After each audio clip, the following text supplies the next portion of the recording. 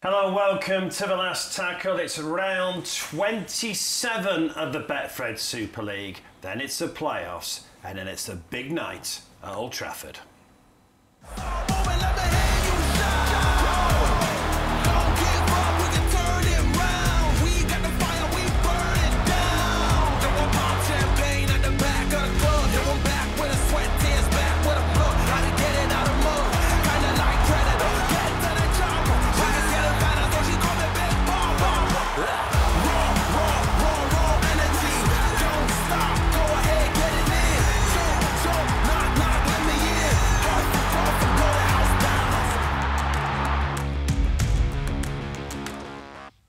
Yes, that is in mid-October. Plenty of rugby between now and then. I'm delighted to welcome to the studio for many the voice of Rugby League, Eddie Hemmings and Paul Sculthorpe.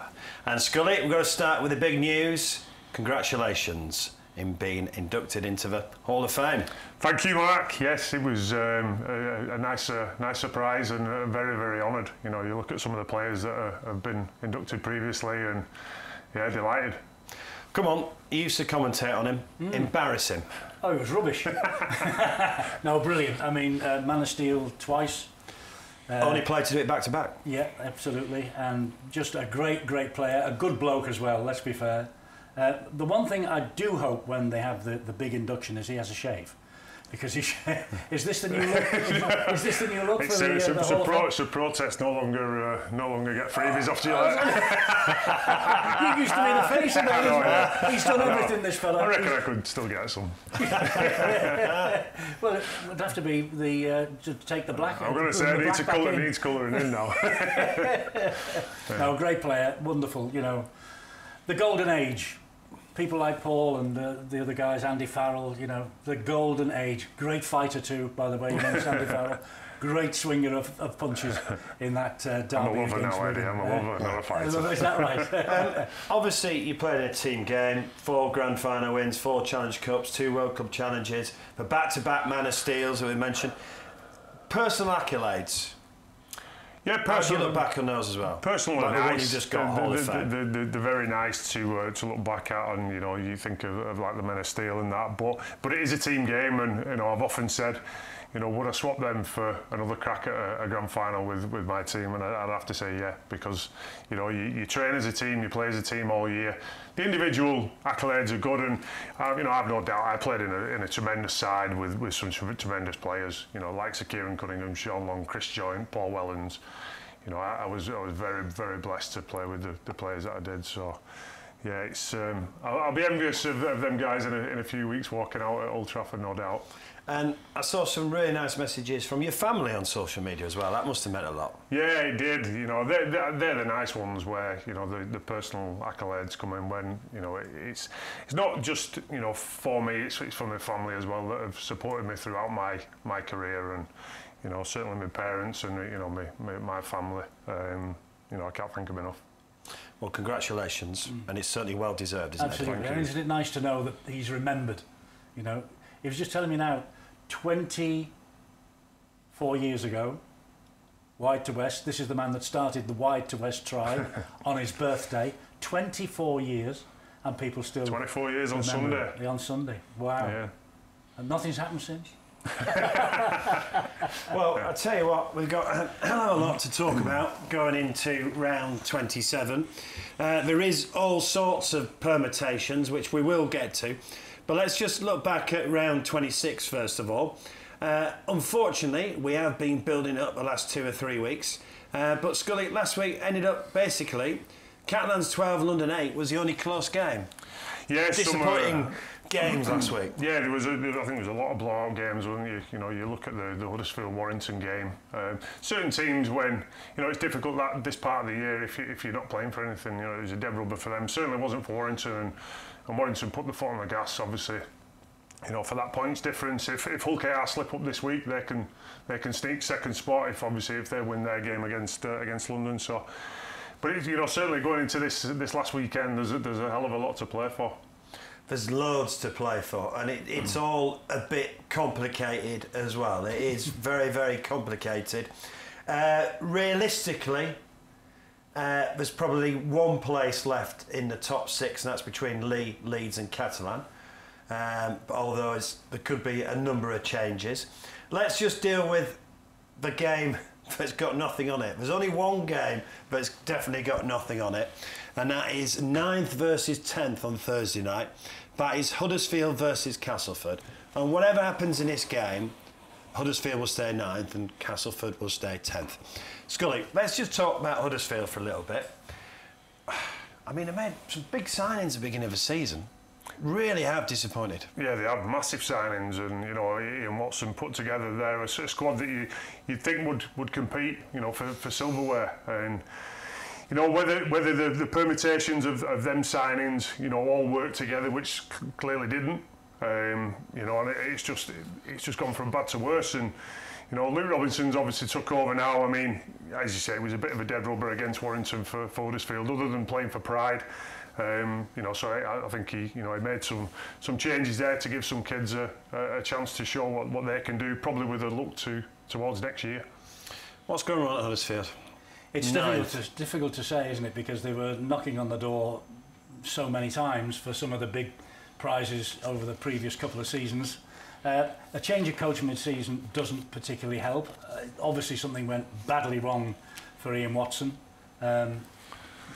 Rumour is the dressing room was lost. He lost the players. I don't know whether that's fact or fiction.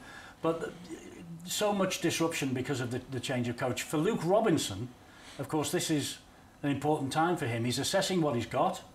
He knows who's coming in next year, and he has some big decisions to make probably about who else he wants to change things around next year. I mean, they're a sleeping giant, aren't they, Huddersfield? It's the birthplace of the game, for goodness sake. They struggle to attract crowds. There are stories that they're going to change. Ken Davies talking about building their own stadium. Which is probably a good thing. I mean, a 25,000 all-seater stadium, it looks dreadful when there's hardly anybody in there, and there's hardly anybody in there, full stop. And this has been a perennial problem for Huddersfield. So if he gets his new stadium, builds it to the size, 10, 12? Warrington size, say, 13,000. Look good. And they start playing a bit, I mean, they've got to playoffs, they've got close, they've got finals, they've got semi-finals, Huddersfield in the recent past. And Luke is a great bloke, isn't he? And he's so enthusiastic. I wish him all the best for next year. I think you've got to look at the players that you sign. Some of the players, likes of Lolly, likes of Jake Connor, we know they can do anything on the day. But for me, they're not consistent enough. You've got to be that good week in, week out, and them guys haven't been, and it's clearly let the club down. What about Cass? After an awful start, they improved a hell of a lot. Yeah, I think they've had a dig. Cass this year, do you think that's Craig Lingard getting used to it? Yeah. Craig Lingard was new into the role. I think he's done a great job. He's proved himself previously. He's earned his stripes as a coach, and they had a lot of injuries early on in the year. They've got blooded a lot of young kids, and I think they steadily improved as the season went on, and I think they've got a lot to build on from next year. Well, he did say, didn't he, not too long ago, that his ambition for this year, because it was such a shocker for them, was that he wanted to finish top of the bottom 4. Well, he's not going to do that now, because Huddersfield have got that accolade, if that's what you want to call it. Again, Castleford, go back to 2017, they were fantastic. It was a great place to go. I don't know what's gone wrong at Castleford, other than the fact that, they are where they are at the moment. They lost some players, they lost some very good players at the time. Luke Gale's drop goal that took them to Old Trafford. Yeah. Then the Zach Hardacre business and since then they seem to have been on a roller coaster in the wrong way. Good luck to them at Cass. They've got near neighbours Wakefield who are running away with the championship. People would be looking at Castleford and saying, well, why are they doing that and why can't we do that? And Wakefield seems to be signing some big players as well in the hope they get in next year to Super League. They're a disappointment, Castleford, but not the biggest disappointment in the Super League this year, let me tell you that. Yeah, which we'll certainly come to. So that's Thursday night, Huddersfield versus Castleford, 9th versus 10th. The only game that is a dead rubber in the final round 27. By the way, the playoffs have already started on the Sportsman. So here we go, 80 minutes, live and exclusive here on the Sportsman. Bring a shot flying in on Walmsley. Here come York, flick pass, and the rover! What drama, what a finish. The last, they've got the mismatch, but Roberts is going to go himself. Jack Roberts has his second of the game. Flick pass to Collins, Butler will score. He does pass to Walkley. Walkley looking for the finish, and he's over in the corner. Ferreira could he's got it. He's got his fourth. That down. They've got in.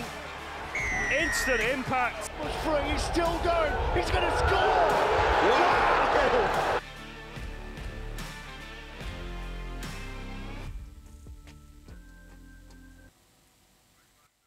Yes, so we've already brought you Wakefield versus York last week, and the semi-final we've got this week in League One is Keighley versus Rochdale. So we've got Keighley versus Rochdale. Kick-off is 3 o'clock. The coverage starts at 2:45.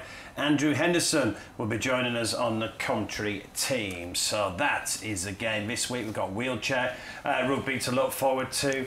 And we've got the Championship Grand Final as well. We've got loads of good rugby league, all live and free here on the Sportsman. So this Sunday, it's Keighley versus Rochdale. And on the subject of League One, congratulations to the Ghoul Vikings, who've today been announced as the newest club to join the competition from next season. We're about to talk about the Betfred Super League. But Scully, we need a strong championship, we need a strong League One, we need strong community clubs, don't we? We certainly do, you know, and that's one thing we've spoke about. You know, there's got to be a pathway. You know, everybody who's playing, you know, international football or Super League at the moment have come through, you know, the community game and stepped through. There's many stepped through them levels. You look at the likes of Alex Walmsley, who come through at Batley, you know, as a late developer. You've got to give players that pathway to strive to be at the top. Right, let's talk round 27 of the Betfred Super League. Also on Thursday night, we have Wigan versus Salford. Now, if Wigan win this, they have won the League Leaders' Shield. Right, we'll talk about Salford in a moment, but I was there last year when Wigan won the League Leaders' Shield. They celebrated as well. Matty Pete insisted the players went and celebrated winning the League Leaders' Shield, because after 27 games, as you know, it's a hell of a feat, isn't it, to go and do it? It is, and rightly so. They should celebrate. You know, being the most consistent side throughout, you know, what, 8-9 months of rugby is a tough ask. So you deserve to celebrate it. And what it does is obviously then gives you the best route into making the grand final at Old Trafford. So, you know, Matty Pete is correct in doing that. It's a massive achievement, and I have no doubts we're going to be repeating that come Thursday night. What's Matt Pete, I know you know him well, what's he brought to this Wigan side? He's certainly changed the culture, hasn't he? Yeah, he has. He's a great bloke, Matty. I think that's his biggest asset, is his rapport with the players, his man management, the respect he's got. You know, he's done it from, you know, I knew Matty when he coached my son as he was head of youth at Wigan, so he's earned his stripes again. You know, he's gone all the way through the pathway, and when you can be head of youth at a club like Wigan, and then you're the top man, you're clearly respected. And Matty, you know, he's obviously his honours since taking the job speaks for itself. They've not won it yet, which we'll talk about in a moment. But what has Matt Pete done for Wigan? Well, he's reinvented them in many ways, hasn't he? And he certainly has over the past month or so, because it looked for a while as though they weren't going to make it this year and would win the League Leaders' Shield. I think it's a foregone conclusion now. I think they're going to win the League Leaders' Shield without a shadow of a doubt. The thing that he seems to have done, though, when they re-signed Bevan French on his long-term deal, apparently, according to Chris Radlinski, the first thing that Bevan French said, what's happened to Matty? You're signing Matt on for a long-term deal as well. So he's obviously very, very good with the players that he's got playing for him. He's got a great relationship with his superstars. And so Bevan French heard that Matty Pete was signing on the dotted line, and Bevan French signed on the dotted line. So there's stability at Wigan. Losing a lot of players through injury not too long ago, we all thought, oh, hello, Wigan might not make it. Now they're getting them all back. They've got them all back, and in Field and French, Marshall, you know, Farrell, they are the team. They are the team to beat now for Old Trafford. A lot of people saying that Old Trafford's a foregone conclusion. I'm not so sure about that, I must say. But Wigan, You don't need to hire a helicopter this year, by the way, for the remember that fantastic night when it was going from Wigan to Huddersfield, back to Wigan, across the Pennines? You won't need that. You just need a bloke in a car to take the lead of your shield. Well, it's going to be me. I'm fortunate to be presenting it, so make sure you polish it, because Wigan like to see it nice and shiny, and you will be giving it, I'm sure, to Wigan on Thursday night. I think the thing with Wigan is not only when they're not playing well, when they're not on top of their form. There's a lot of expectancy at a club like Wigan, as there is at at my club at St Helens. Fans expect top level rugby. When Wigan are not playing that way, what they are, they're still resilient. They still find a way of winning, and that's what the best teams do. And when they've done that, they've been able to grind out wins when they've not played well. And the thing that Matty Peter's done as well is improve the defence no end. Yes. They've become we all know that they and Saints and Warrington, they can play with flair, throw the ball about. Wigan can defend as though their lives depend on it. So Wigan are a very, very short price to beat Salford on Thursday night and then retain the league leaders' shield. The handicap as we record this is 42 minus Wigan. That's how one-sided the bookmakers think Thursday night is going to be, because obviously Salford are definitely in the playoffs. They don't know what position. They could finish fourth, they could have finished fifth. They don't know what position they're going to be in the playoffs. But Salford definitely know they're in the playoffs, and Paul Riley has made 14 changes. Yeah, it's a big shout from Rolls, because obviously, Salford, if they won the game, they could finish fourth and get a home quarter-final round. Still might finish fourth. I think that's what he's probably thinking. Still could do. But obviously, his focus is on looking after his players. Keep his players fresh for the game that they know they're going to get, be it home or away. Big shout. Is he basically thinking, right then, I'll go into these playoffs with no injuries and no suspensions? That's the and I think you'd take that over playing at home or playing away. If you're going out there with a full squad, as you say, no suspensions, no injuries, and they're playing well. Salford are playing well, and they'll take a lot of confidence out of that. I know they played the bottom of the league, and they're whipping boys this year in Hull FC, but 58 points to 4 in their last game. They scored some spectacular tries. I think Salford have really been good to watch this year in the way that they attack, and clearly, defended all right as well. I can see both sides to this. How do you view this, Eddie? Well, I can see both sides as well. I mean, all the shenanigans that have been going on just lately with players lying down and players getting yellow carded in subsequent 2-3 match bans, I can understand why he's cautious. I can understand why he's cautious. He doesn't want to get someone taken off with an HIA and be banned, or rather taken out for the next 11 days. Which happened when the last time we were in the semi-finals against St Helens. Absolutely, I can understand it 110%. But the bottom line is the sponsors, the broadcasters, the public, they want to see a match on Thursday night. They don't want to turn up and see a one-horse race. It's going to be a one-horse race. He's going to play his reserves, basically, isn't he? He's going to play maybe 2 or 3 top liners, and the rest they're being held over for the first week of the playoffs. Totally understandable, but to me, disrespectful to the competition. There is something in the rules that says you should actually have your players to play who are going to win, or at least give them a decent account of themselves.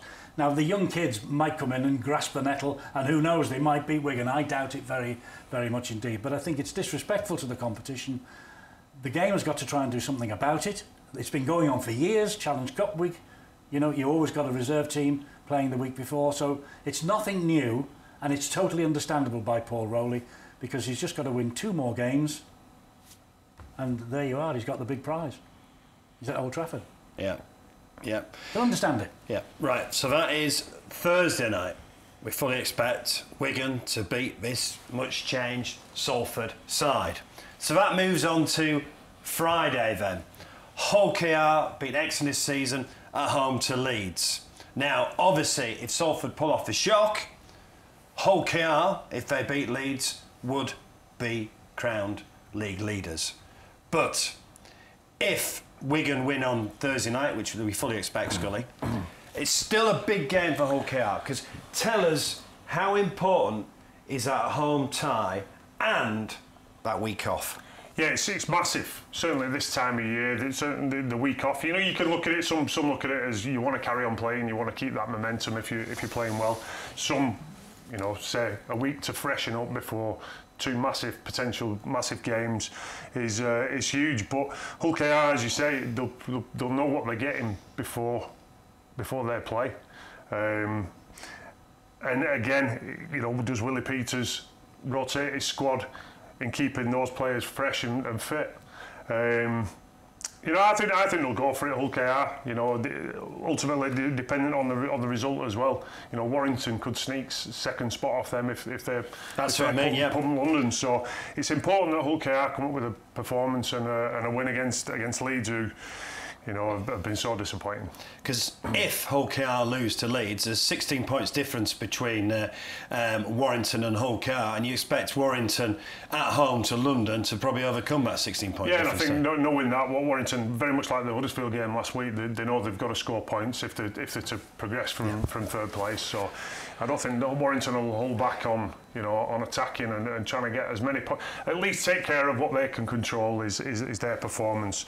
But, you know, Hull KR, if they get beat off Leeds, it opens up a whole new set of permutations for that sixth spot. Well, it certainly does. So realistically, Saints should be okay, whatever happens. Realistically, it's between Leeds and Catalans, that sixth spot, isn't it? Probably. Yeah, I mean, Saints are secure. Forget mathematically. Realistically, it's sixth that's up for grabs. Yeah, it is, yeah. And I think Catalan might sneak it. They're the lowest of the contenders at the moment in eighth. I think, going off last week's game, if Lee and Leeds lose, they just have to beat Hull. Yeah. And I think they'll beat Hull. I think we all know they'll beat Hull. They're the ones that have got something to play for. Hull haven't. And on recent performances, I think Catalan will win anyway. I think Saints, on the back of that, a far better performance against Castleford. They're getting all the first line players back. I think Saints will beat Lee. And then, you know, it's on. Well, if Saints beat Lee, then the door is up. It's Hull KR for Leeds and Catalans, isn't it? So, yeah, I mean, it's a fantastic end to the season, apart from the Wigan-Salford game, which we all, I think, around this table agree is a foregone conclusion, although you can never say that in a two-horse race, can you? But, you know, I think Wigan play anything like they've won the League Leaders' Shield. Hull KR, they deserve to get to Old Trafford, and in many ways they deserve to win the competition this year. They have been a breath of fresh air. They're fantastic, Hull Kingston Rovers. They've got a huge crowd that will follow them and will be there on the night for this next game. I can't see them slipping up in that. I can't. And that means Warrington will therefore finish third. And I've been speaking to a couple of people at Warrington. They would relish going to Wigan, but they don't fancy going to Hull KR. They're not the players and they're not the coach, but they are people within the club. I think Hull KR, well, it's in their own hands. You know, they finish first or second, doesn't matter. They get a home tie, and if they get Warrington or whoever, I think they'll be confident in front of their own crowd on that pitch, on that night. It'll be bedlam. It's a tough place to go, it's Hull KR. Very, very tough place, and it'll be, you know, the crowd will... And although we're disappointed with the League Leaders' Shield, as we just said, finishing at home and an extra week off is massive. Yeah, it is, and, you know, I don't think anybody will envy going to Hull KR. You know, it's a tough place to go. And for me, you know, I agree with Eddie. I think they've been the best team, consistently the best team within the competition. I know Wigan are going to take the League Leaders' Shield. I think Hull KR were the better side against Wigan the other week. But as I spoke about before, Wigan just find a knack of winning. And then that match against Wigan for Hull KR shows why Salford are doing what they're doing. Because Hull Kingston Rovers lost 2 players to the sin bin and Wigan scored 4 tries. Yeah. OK, Bevan French scored a magnificent try individually on his own to win the match. But Hull KR matched them when they had 13 men on the field and they were brilliant. They really were. But the great thing is with this game and this playoff, it doesn't matter what you've done previously. It doesn't matter what you've done for the last 27 rounds. You've got to win these games. It's all about the 80 minutes, and you know it's going to be an exciting couple of weeks. I suppose the biggest game now, in many respects, is Lee versus St Helens, isn't it? That is the biggest game now. So if Lee lose, the door's open for Leeds or Catalan. If St Helens lose, they should be okay because there's 162 points to Leeds if they happen to win, 187 points to Catalan, so they are going to be all right. So that is the biggest game, isn't it? We can't really split them in the betting, the bookmakers, St Helens and Lee. It's that close in the betting. So I'd be sad if Lee lost it. not that game, but I'd be sad if Leigh lost their place in the top 6 because, like Hull KR, like Salford, Leigh have been also a breath of fresh air this year. They've added something new to the competition. Well, Leigh would move to 5th, wouldn't they, and go to Warrington, and St Helens would go to Salford. I must admit, I'd like to see Leigh in the playoffs. Yeah. Especially probably where about 6 weeks ago as well. And that's it. And you that's the thing with looking at their performance last week, 24-0 against Hull KR. Is massively disappointing at home as well, which you don't expect from Leigh, who are fighting for a playoff spot. You know, and it just maybe shows you how good Hull KR have been. So what happens in Leigh versus St Helens then? I honestly think, going off last week's performances and you know, I know you always joked, I won't back against Saints. No, but they have improved. I think they have improved. They have improved. I think the stars are aligning. I put it in the Betfred column this week. You know, it's the stars are aligning for Wello. You know, to get all these players back, and I think Curtis Sirinen and Conrad Hurrell are the only two that are missing. Sirinen's due back, whether that's this week. This is the time that matters. It's the business end of the season, and coming into that on a far better performance against Castleford, I think, you know, they're only gonna grow this week, and you know, a Leigh coming off where their confidence is going to be low on the back of that performance last week. You know, didn't even score a point. That, you know, Saints might smell blood. Pappy's back for Leigh though, isn't he, this week? He's massive. I mean, he's an outstanding player. Sharon misses out for Hull KR. He's massive for them as well. I mean, that is probably the biggest jeopardy. If Saints winning, Saints go to 4th, home tie. Salford will slip down to 5th, and then if Leeds or Catalan, the door is open if Leigh lose. Yeah, definitely. And you know, I said it to you before off camera. I think Leeds and Leigh will lose, and I think Catalan will win. I think Catalan will go from 8 slip in to take the 6th spot. It's good, isn't it? We can talk like this. It is all about jeopardy. It's not just there as well, by the way. Down the bottom of the table, there's a little bit of jeopardy too. I only wish that it meant that promotion and relegation, you know, was on the cards, because if London somehow finish above Hull, what happens then? Well, how come we've gone to 26 games and London Broncos are minus 545 and Hull are minus 546? It couldn't be closer. It couldn't be, and you know, you look at them on the same points. There's 1 point in points for and against difference between the two clubs, but you've got to look at it as two completely different seasons. You know, I think London have showed so much spirit and credibility this year in some of their performances. We all know they're against the 8 ball, you know, from the start. You know, and being promoted into Super League, you're always up against it. Against a club like Hull, you know, who have always been, you know, looked at as one of the big clubs in Super League, just massively underachieve year in, year out. What's your top 6 then? My top 6 is Wigan with it, Hull KR, Warrington. Be Saints then. Saints. Salford. Catalan. What's your top 6? Same 5 apart from Catalan. I'll take Leigh. That's Leigh. Leigh. Leigh to beat Salford, to Saints. Leigh to get in. Yeah.